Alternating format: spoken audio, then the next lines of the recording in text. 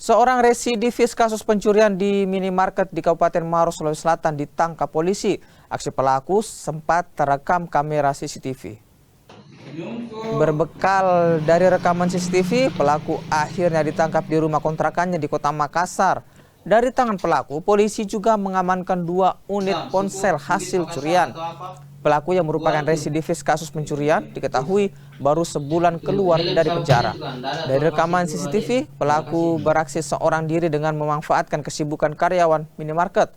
Pelaku kabur usai mencuri ponsel dan uang tunai Rp190.000 dari meja kasir.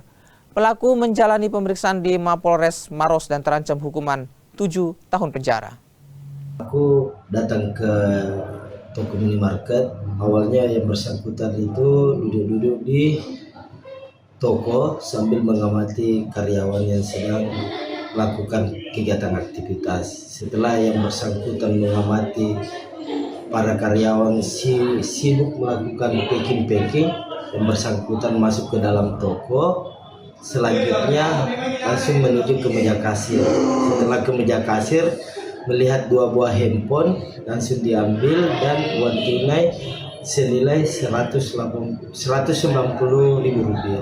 Setelah itu pelaku lari mengaburkan diri.